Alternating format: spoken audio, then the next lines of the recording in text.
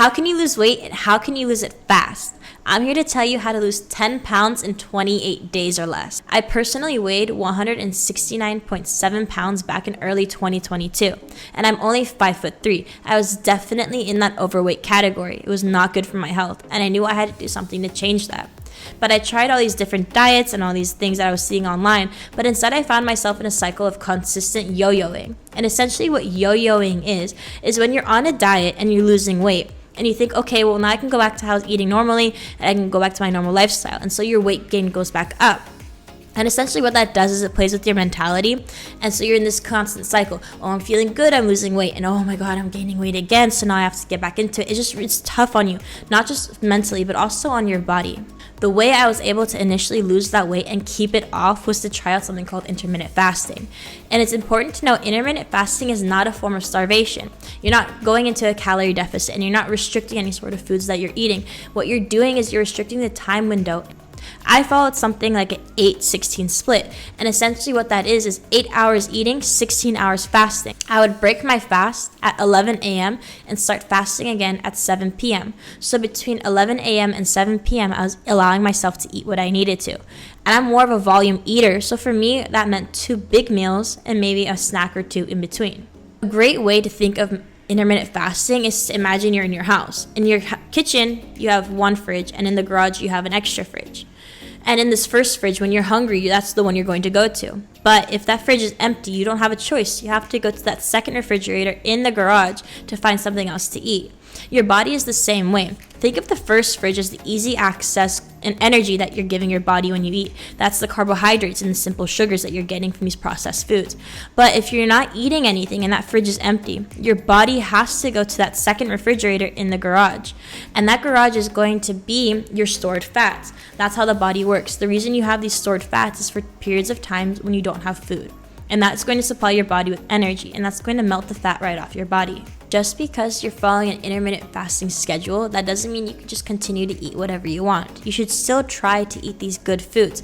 If you have an option between a big pizza or a really nice salad that has things like salmon or chicken and avocado, olive oil, feta cheese, and all these different greens, and it's colorful, that's what you want to go for. When you're intermittent fasting, your best friend is going to be whole foods. And whole foods are essentially foods that don't have a long list of ingredients. So when you're having an apple, the only ingredient in that apple is an apple. But if you're having something like a Snickers bar, there are so many processed things. Just look at the ingredients list. That ingredients list is going to have maybe 30, 40 items in it, and most of them you're not even going to know what they are. And you don't need to demonize these whole foods. You don't need to think, oh, they're so boring, they're not going to have any flavor, they're going to make my palate really annoying, I don't want to eat them. No. What you want to do is use them to elevate your foods that you already love. So let's go back to the pizza. You really want a pizza. Okay, well, make sure on the side you're having a really nice hearty salad that has lots of colors. So you want to add in bell peppers and carrots, cucumbers, maybe some olives, add in the avocado. If it's really colorful, that's what you want to go for. I always like to say, try and eat the rainbow. That's how you're getting all your nutrients. And on the pizza, instead of just having a plain cheese pepperoni pizza, go ahead and add in some extra proteins if you can, maybe even add in an egg. I know that sounds a little weird, but it's a great way to incorporate all these whole foods. The next thing we need to talk about is activity level. People think that activity level is the way to go when you're losing weight. But I'm here to tell you that's not necessarily true. When you're trying to lose weight, what you eat is 80% of the battle. Physical activity is only 20%. And I'm not saying it's not important, but where you're really going to notice a difference is when you're cutting back on all these processed foods. So that's why I recommended the intermittent fasting. But in terms of physical activity, you want to find something that you truly, truly enjoy.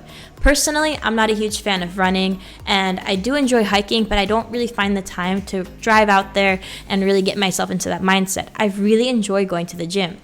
But not everyone is like that. If you enjoy swimming or you want to go dancing, hiking, go for a swim. Find a way to incorporate that into your daily routine. If you like something like rock climbing, but you can't go all the time, okay, go twice a week. But then when you can, add a 15 to 20 minute walk daily. And what that's going to do is your body to burn these extra calories and hopefully get you into a slight calorie deficit. And again, I know it can be hard, which is why I like to find small little things throughout my daily life that I can add in these physical activity moments.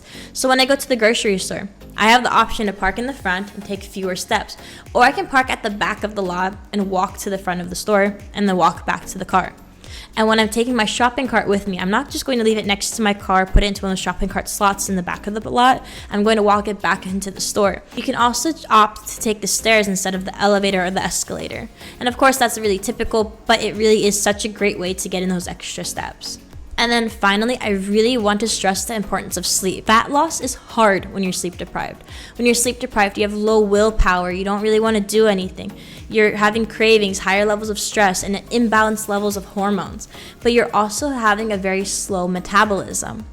With a slow metabolism, your body can't properly break down all of the foods you're eating in a day. So even with your intermittent fasting, your body is still going to be processing those foods while you're sleeping, and therefore kind of defeating the purpose of intermittent fasting, which is to give your body a break from that constant digestion.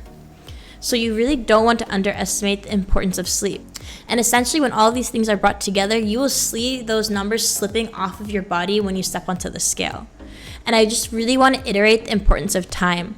Weight loss is a thing that you have to track over time. You can't expect to see it right away. So yes, you can definitely lose 10 pounds in 28 days or less. That's not a problem. For a continued weight loss journey, it takes time. I'm personally into my journey for well over a year now, and I'm still not where I want to be. But I have to keep in mind where I was and where I am now. I have made so much progress, and I am so proud of myself for doing that. And so I really want to stress the importance that for everyone out there, you should be doing the same.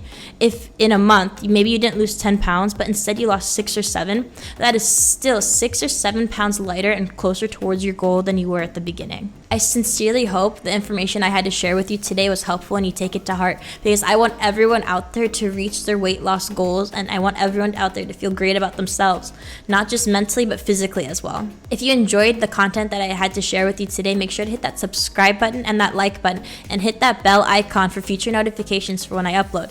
I have something in the works right now, tips and tricks on how to maintain a lower weight, especially after you went through that big weight loss journey.